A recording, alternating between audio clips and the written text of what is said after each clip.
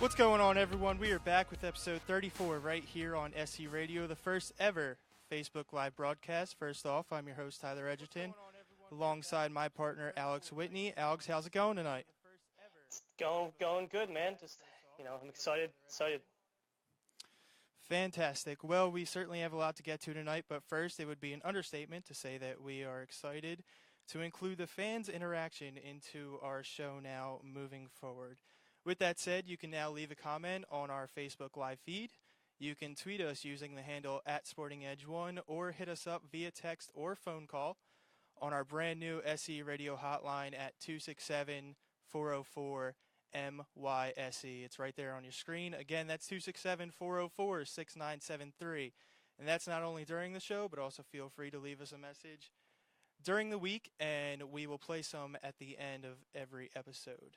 So now that you know how to join in on the broadcast, it is now time to jump into some Philly sports talk as we saw the beginning of NFL free agency unfold last week. First off, my general thought on free agency before it started was that the Eagles were basically tied to everyone on the free agent market. You heard rumors, and it was really hard to decipher who they were going after. I thought they kept it under wraps pretty well. Yeah, I'd have to agree with that. I think that every single wide receiver the Eagles were tied to. So it was kind of cornerbacks and everyone else. It was ridiculous. But let's move into the players that the Eagles added, starting with wide receiver Torrey Smith. He was cut by the 49ers, 53 receptions, less than 1,000 yards in the the only two seasons he spent with the 49ers. Alex, what do you make of this move? I really like the move. I mean, it's kind of a low-risk, high-reward kind of move. I mean, they're not putting too much money into Torrey Smith, but he's a deep threat. The Eagles are hoping that he'll try to recapture some of his Baltimore Ravens magic when they won the Super Bowl. But, I like it. I mean, stretching the field, Carson Wentz, we all know he likes to throw the long ball. So, to have an actual receiver able to get underneath the ball and catch it, I mean, you got to like it. Let's just hope that he doesn't bring his 49ers game, he brings his Ravens game. Yeah, certainly. No, I definitely agree with the move as well. There's a few things, few reasons that I really like it. One, it's on the cheap, like you mentioned. Cheap, 3-year, $15 million deal, but essentially it's a 1-year prove-it kind of contract. If he stinks in training camp, he's only owned $500,000. You cut your losses, you move on, and find his next replacement. Second, are we forgetting what Steve Smith brings to the table? I mean, he's second in the league among active rosters with 17 yards per catch behind who else but Deshaun Jackson. I mean, this guy can stretch the field, like you mentioned. He's not a volume receiver. We got to keep that in mind. Right. And as far as I'm concerned, you can't fairly judge the last two seasons when you have Colin Kaepernick and Blaine Gabbert throwing to you. Not only it's those quarterbacks, but he was also playing in Chip Kelly's system last year, and we saw how that worked out in Philadelphia.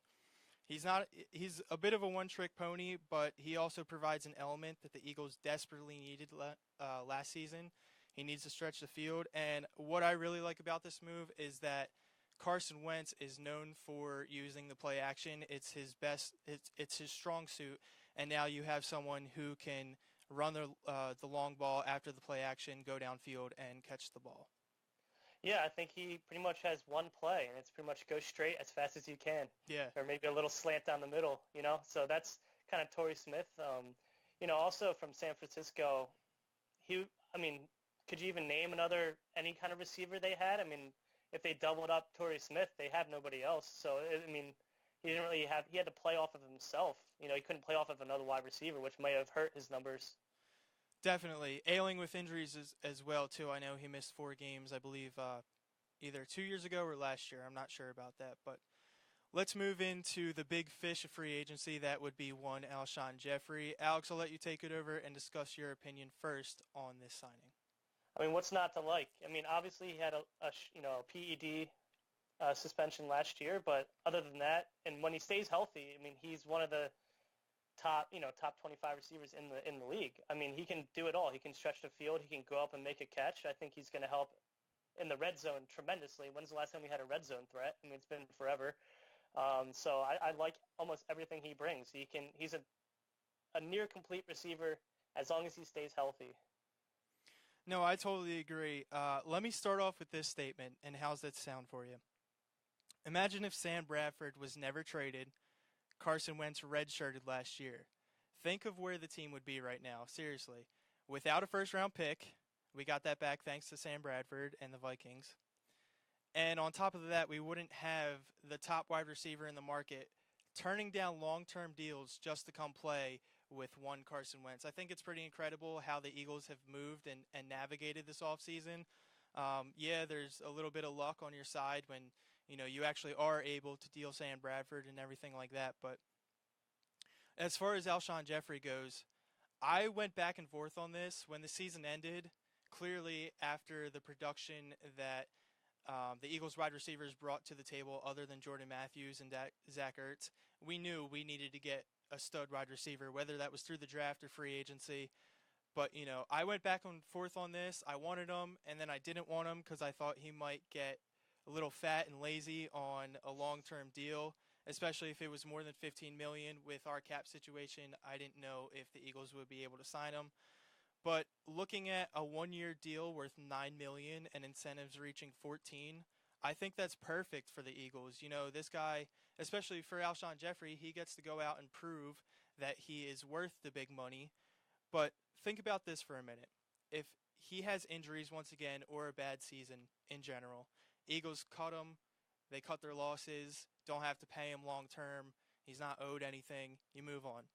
However, if he tears it up, the Eagles now have the inside track to lock him up on a long-term deal because he played so well with Carson Wentz, and he'll want to stay here. But Carson Wentz also gets to build with someone who's only 27 years old. Yeah, and that's completely true. I mean, I guess maybe one concern I have about the one-year deal is that he could have a great season and then just bolt anyway. I mean, maybe another team throws him more money than the Eagles can spare, and maybe the one-year deal turns out to be a bad thing. But I mean, that's only something you can do in hindsight. So right now the deal looks great, and let's hope that that one-year contract just pushes him forward to having maybe a breakout. I mean, not a breakout year, but a career year. Yeah, I mean, absolutely. It is a concern that it is a one-year deal as far as the fact that he can move on.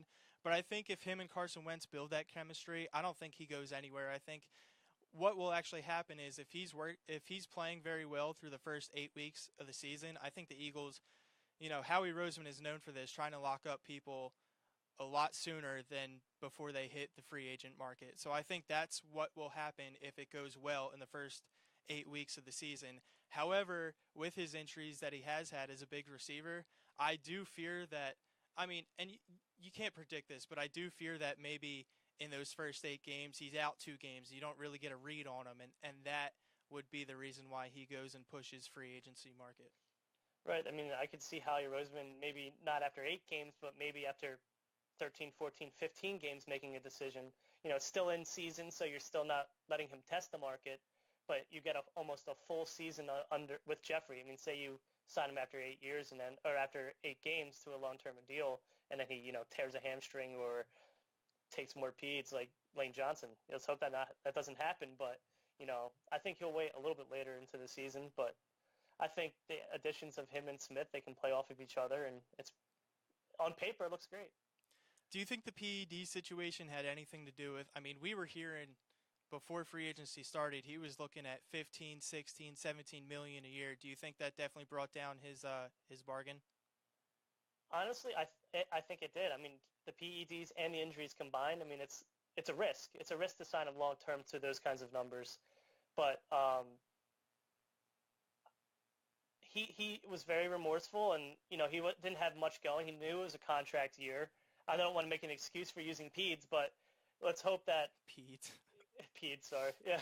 Let's hope that him being on the Eagles, he doesn't have to impress as much because he has a quarterback and he has other receivers to have a better year than he did last year. I mean, last year he was fighting for his future, but I think he'll stay off, but it's always a risk.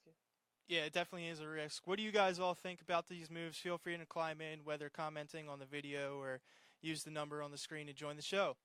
All right, moving on, the Eagles made 2 other notable signings. First of all, they picked up former top 10 offensive lineman, top 10 pick that is, Chance Warmack.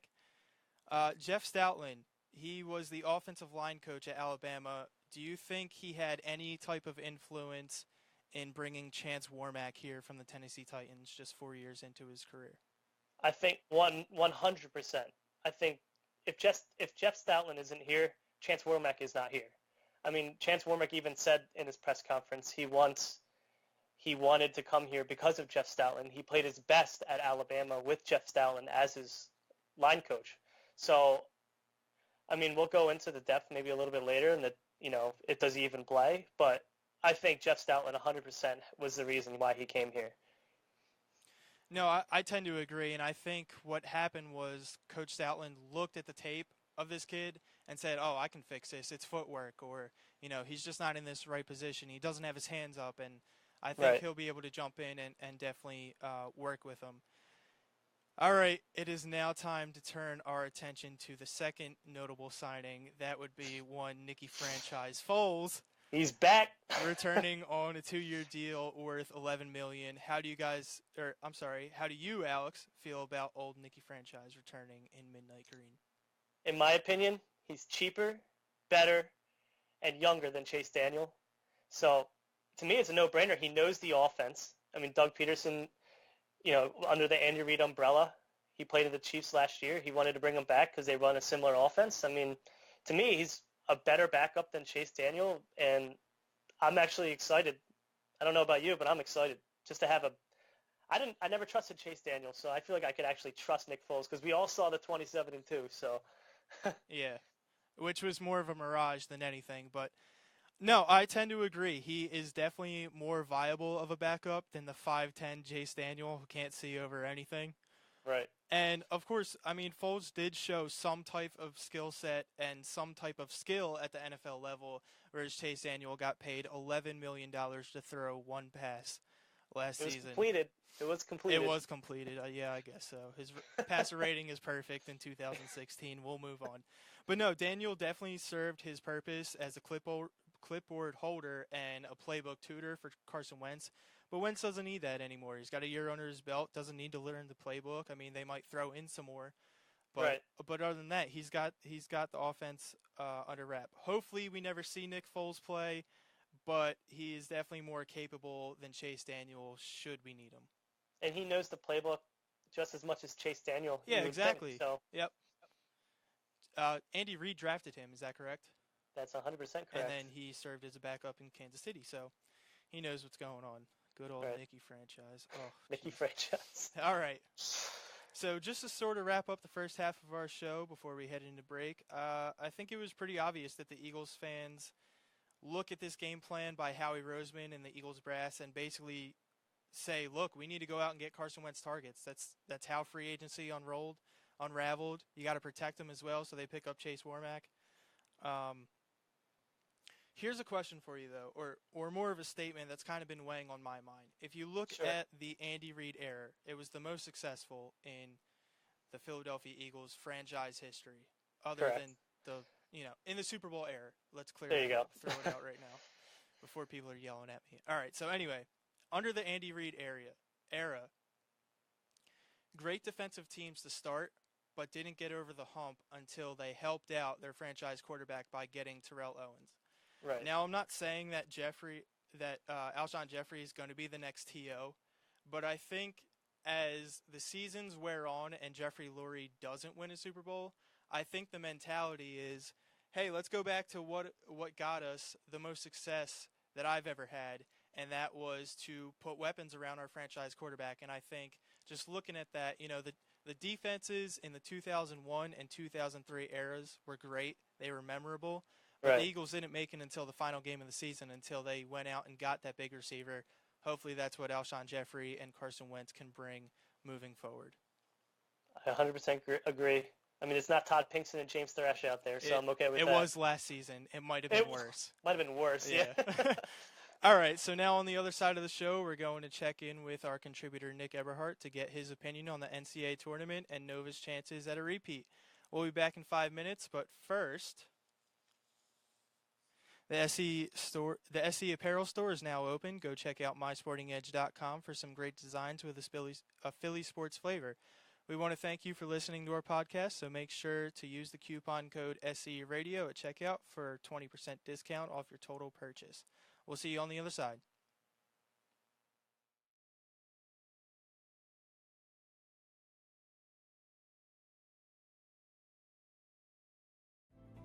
Support our podcast by using mysportingedge.com/Amazon to make your next online purchase.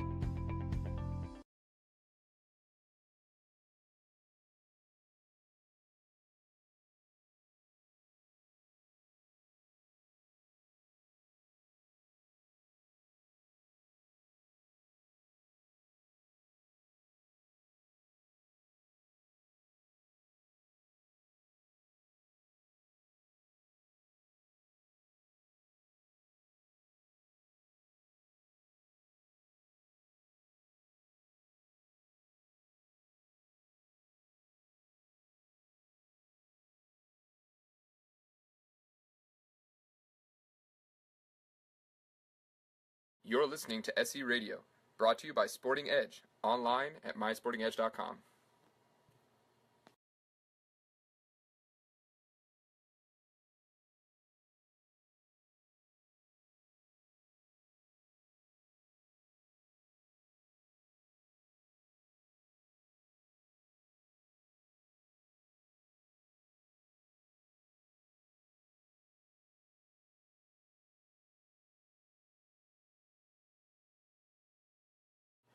Sporting Edge. Follow us on Twitter at SportingEdge1 and like us on Facebook by searching Sporting Edge.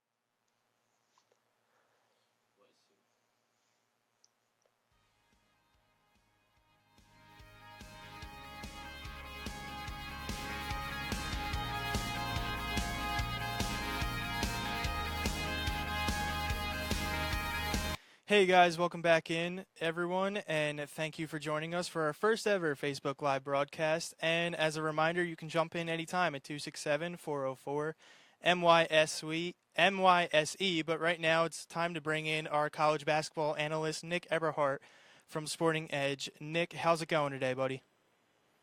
I'm doing great, Tyler. How about you? You guys are doing a great job so far. Thanks, Thanks man. for having me on. No problem. Appreciate it. All right, let's jump You're right welcome. into it, and let's go with this question right here. Give me 1 second. All right. What is the importance of Villanova not only winning the Big East tournament, but also now being able to control the East region and playing at Madison Square Garden? Well, first and foremost, it's huge that Nova was able to win the Big East tournament. Anytime you have a dominant season like they did, you definitely want to win your conference tournament. And winning that guaranteed them the number one overall seed in the tournament, which is huge. It allowed them to play in the East region where the Sweet 16 and Elite Eight would take place at Madison Square Garden in New York City, which, as you already know, is where the Big East tournament takes place. So Nova is very familiar with the arena, and it will pretty much be like a home game for Nova. They'll have the home crowd on their side. A lot of fans will come from the city of Philadelphia, to go and support their Wildcats. And Nick, here it's Alex here. What does this year's team lack with the absence of the big man Ochefu and the veteran point guard Arcidiacono that might hurt them this year? Anytime you lose two guys like that, it's very tough to overcome it. But luckily, Nova's brought back the rest of their team. Jalen Brunson's really stepped up and taken over that leadership role as an extension of the coach on the floor. Ochefu's definitely tougher to replace, though. That's going to be the toughest part. Daryl Reynolds is playing solid, but he's a different type of player than Daniel Ochefu. Daniel Ochefu is more traditional center, back to the basket, low post moves. Reynolds is more athleticism and uses length to block shots. It's definitely a different dimension from last year's team, but hopefully they'll be all right and don't run into a team with too much size. And traditionally, Nova is known for the long ball. Is this team going to live and die with the jump shots once again in this tournament? It's tough to say. They definitely shoot a lot of threes. They definitely live and die by it. But when they're knocking them down, they're one of the most effective teams in college basketball. They're kind of like the Golden State Warriors of college basketball. They do live and die by the three, but when they're making them, they're very effective. I think the fact that they don't really have an inside presence is part of the reason behind that. So they use a lot of small ball lineups, and a lot of their bigs can shoot the ball. So, if they're making them, keep shooting them. As long as they're getting good shots, I'm okay with it. But let's see what happens. All right, Nick, straight up, how far can Villanova go in this tournament? Well, I'm a little biased. I'm like the biggest Nova fan there probably is. I don't see why they can't go all the way, though. They definitely have, most of the guys are back with the exception of Arch and Ochefu. And, they definitely have a tough bracket to get through, tough region. But I don't see why not. They're definitely as good as any other team in the country. And I feel like this year's up for grabs. So I think they could definitely repeat. What percent would you put on a repeat? What percent? What I'm sorry. percentage? Yep. That's a tough one. I'd say somewhere in the 60s to 70 range, because there's definitely a lot of good teams out there. And like I said, it's wide open. And I don't think Nova's quite as good this year as last year, but I still think that they are good enough to definitely get it done. All right, Nick, next question for you. Who poses the biggest threat to them in the tournament? Ooh, that is definitely a tough one. I'll start out in the East region. I think the toughest team in the region, no doubt about it, is definitely Duke. Duke has star-studded lineup, a lot of NBA prospects. So if they can get by Duke, that might be the toughest test for them. Once they get by them, who knows what could happen. But Kansas is a great team again. North Carolina is really good. Oregon's good. You have a lot of really good teams in this tournament. But I definitely think you got to get through Duke first if they want to, have a chance to get to the Final Four. You got to get through them. Let's hope Coach K doesn't end their run. All right, couple questions for you. Not necessarily about the tournament, but as far as Villanova goes specifically. I know with texting back and forth with you, and I think you might have even written an article on this. Do you still think Jalen Brunson is the team MVP, even though Chris Jenkins and Josh Hart are the major contributors? It's tough to say. I still think he is. Before everybody gets on me and starts bashing me, I definitely want to clarify. Josh Hart is the best player on the team, no doubt about it. He's an all-around player. He can score, defend, rebound, block shots. He can pass the ball. He's an all-around player. But I just think Brunson's more valuable to the team. I feel like anytime you have that extension of the coach on the floor, a guy that can run the show, set up his teammates, but score when he needs to, pick and choose his spots. That's very important to have on a team. And his improvement this year has been huge. I think playing under Ryan Arch has been huge for Brunson, and he's definitely developed. And when you look at their stats this year, they're not that far apart. Hart's averaging 18.9 points per game. Brunson's averaging 14.8. Hart shoots 40% on threes. Brunson's 39%. Brunson's a better free throw shooter at 87%. Hart's at 75%. Obviously, Hart's a better rebounder because he has more size. And Brunson has more total assists, but that's a lot closer than you think it is. Hart has 106 assists, and Brunson has 144. So long story short, I think both players are closer than you think. And for their careers, Brunson's averages aren't as far off. Obviously, Brunson only has, 2 years under his belt, and Hart's had a whole 4-year run. But I definitely think Brunson is just as good. If not, he might be better than Hart down the line. Going back to Hart and Jenkins, when it's all said and done, do you think where do you think they'll get drafted, or if they get drafted? I think Jenkins, honestly, his season was okay. It was a little up and down inconsistently. He had some good games where he shot the ball well, but I don't really see him as a legitimate NBA. I don't want to say like a legitimate NBA player, but I think he's definitely good enough. It's just a matter of how he fits in the NBA. He can definitely shoot the ball, which is huge in today's league. But I just think that he hasn't improved enough to warrant being selected in the draft. I think he could definitely be an undrafted free agent and, definitely reach on in the summer league and have a chance of making a training camp and on, making a regular season roster. For Josh Hart, he's definitely a second-round pick, no doubt about it, early second round. And I think if he has a strong tournament and Nova goes far, I think he could move as high as, like, middle of the first round. But he's definitely a second-round pick, so I think anywhere from mid-first to early second is his draft range. I think the fact that Hart can do a little bit of everything is huge for a team. And anytime you can find that type of player, I think you should grab him. I think he'd be great on a team like the San Antonio Spurs, a guy to bring off the bench to provide energy, a little bit of shooting, rebounding, things like that. I think he could definitely be a huge fit on that. Nick, got a couple questions for you before you get out of here. First off, is Jay Wright candidate for Coach of the Year? 100%. He's had another great season. It's a lot of pressure, too, to come back from leading the team to a national championship and, have just as strong of a season, if not a better season. And I don't know if people would agree with me on this, but I actually think Jay Wright is eventually going to be a Hall of Famer. Reason why I say that, if you look at the current Hall of Famers that are, coaches, either currently or formerly, a lot of them only have one national championship. So even if Wright never wins another one, I think he still has a resume that's good enough to get in. And I think if he can repeat this year, it'll guarantee you that down the line he will be a Hall of Famer. I also think that, the way the game's trending, he's been able to adjust really well to it's tough handling kids today because you got to worry about social media and things like that. So you got to worry about them off the court as well as on the court. I think he's done a great job with that. He's definitely a player's coach. Especially with the shortened season after coming off the championship. I think I heard a quote today on CSN Philly. He basically just said, look, it seems like we were just climbing a bus to go and play in the March Madness tournament. I mean, it's definitely to a disadvantage for a coach when you go so far in a tournament and then have to flip your roster, turn around, make new game plans, all that with a shortened off season. But all right, Nick, I want to say thank you for climbing on the phone, and let's get you out of here with your final pick. Who will claim the NCAA tournament this season? Ooh, Put you on the spot. Very tough.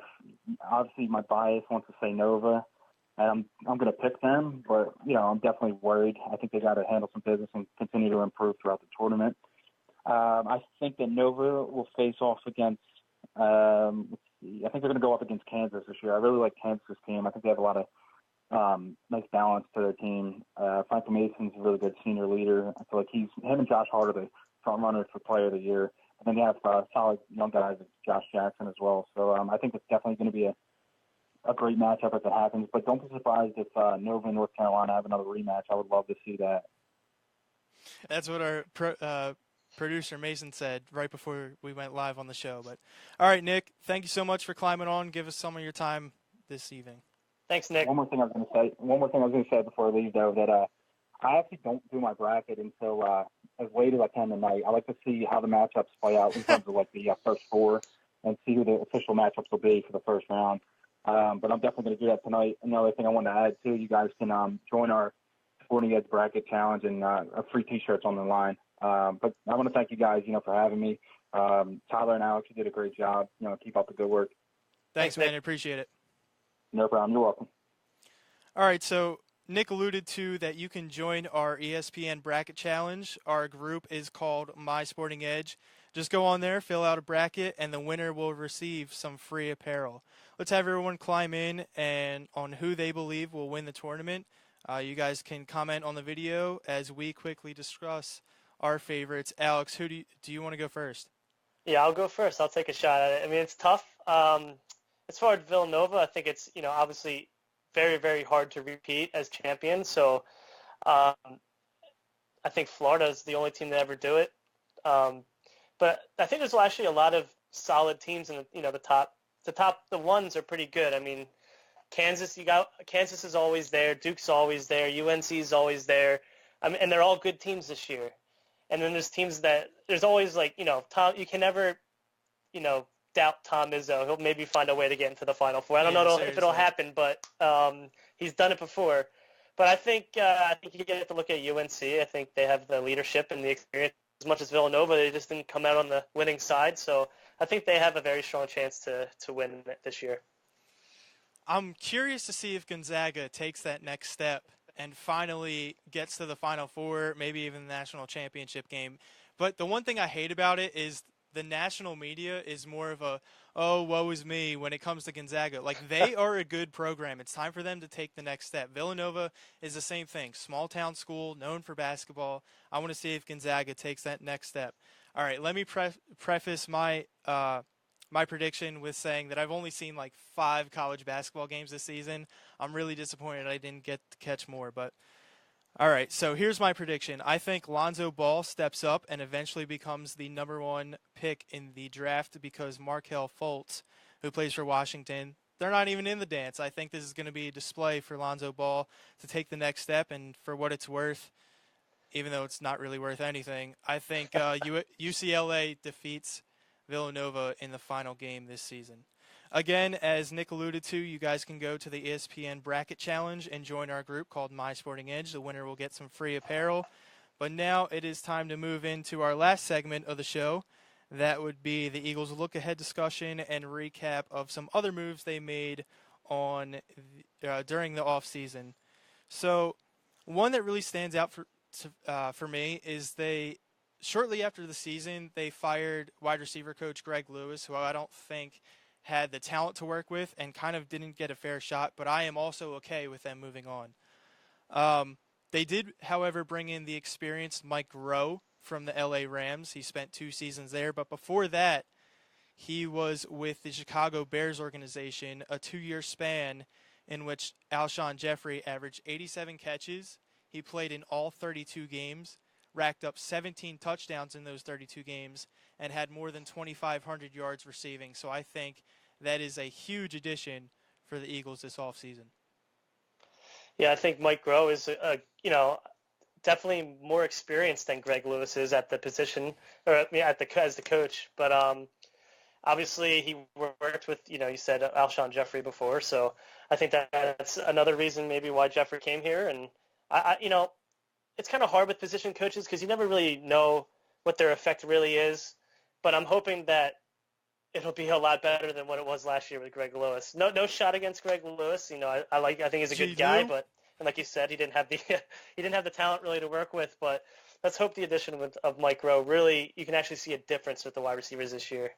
With the addition of Rowe, do you think he had any type or how much of an influence did he have with bringing in Alshon Jeffrey? Not only telling them, telling the Eagles about Alshon Jeffrey, but also maybe making a connection and trying to lure him in. I'm not really sure how long he worked with Alshon Jeffrey. I don't think he was there the past couple of years, but I don't know. I don't really know how that relationship works. I don't think it's as much as Jeff Stoutland's influence on Chance Warmack. I think there's a little bit that familiarity definitely maybe helped Alshon Jeffrey maybe make a decision, but I don't think it was really the selling point. I think Carson Wentz really was a selling point for Alshon Jeffrey. All right, some final news and notes for Eagles Nation out there before we wrap up the show.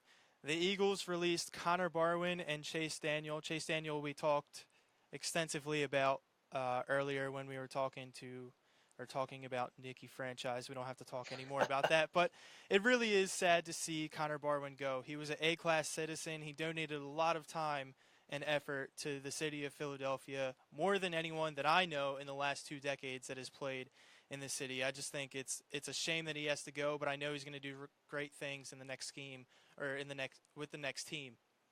Yeah, I think it's just kind of one of those things in football, a necessary evil. He never really fit into the Jim Schwartz system as that, tweener kind of edge rusher, linebacker, and whatever you want to call him. He just didn't really work with Jim Schwartz, and I'm hoping that he gets his chance somewhere else because, like you said, he's very good in the community. I think he'll have a place in Philly for the rest of his life. And Septa's going to miss them like crazy. Yeah, so. Seriously. all the season tickets he got. Yeah.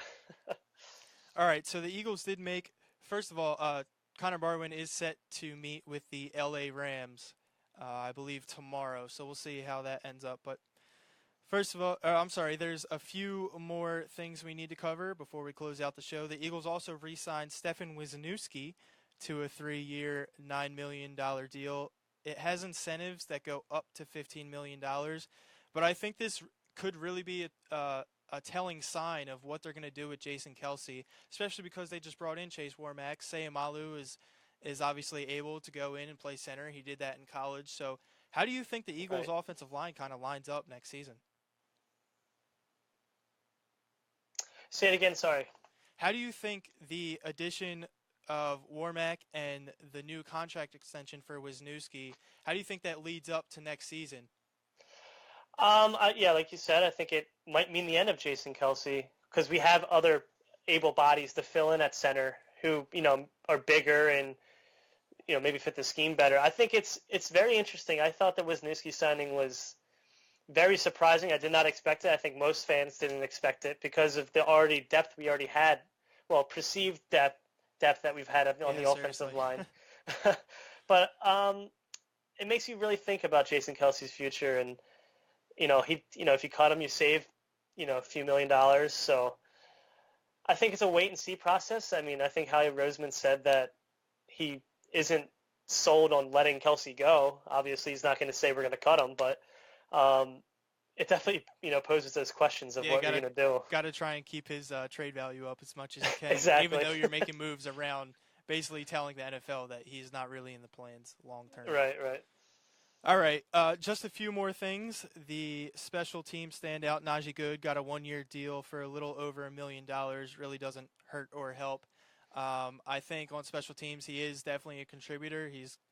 I would say he's the second best special team player we have behind Chris Maragos. So good to see that. Maybe even John Dornbos with those long snaps. Can't forget him. Yeah, but... seriously, and the broken hand that he has. But well, he can still do magic. So Trey Burton was a name that really stood out in the 2016 season. The Eagles placed a second-round tender on Trey Burton, meaning if a team wanted him, they would have to offer up a second-round pick and take his contract, which the Eagles just gave him $2.8 million a year. Just wanted to clear that up for some of the Eagles fans. It'll definitely be interesting to see what moves are still to come now that the Eagles have improved on paper at least through free agency. Obviously, we have the draft coming up, and there are still some moves to be made to kind of finagle around the salary cap. Right. Next time, we will definitely explore more of those moves to come. We'll dive into the NFL draft a little bit more and hopefully mix in some Sixers, Flyers, and Phillies talk. It's now time to close it down. We want to thank you all for tuning in. Thank you to our producer, Mason. Alex can be followed on Twitter at awhitney23. Is that correct? That's correct. At awhitney23. You can follow me on Twitter at th23. You can follow Sporting Edge at SportingEdge1 on Twitter. And don't forget, you can always find us at mysportingedge.com and on social media for the latest articles, news, and updates. We will see you next Wednesday at 8 o'clock right here.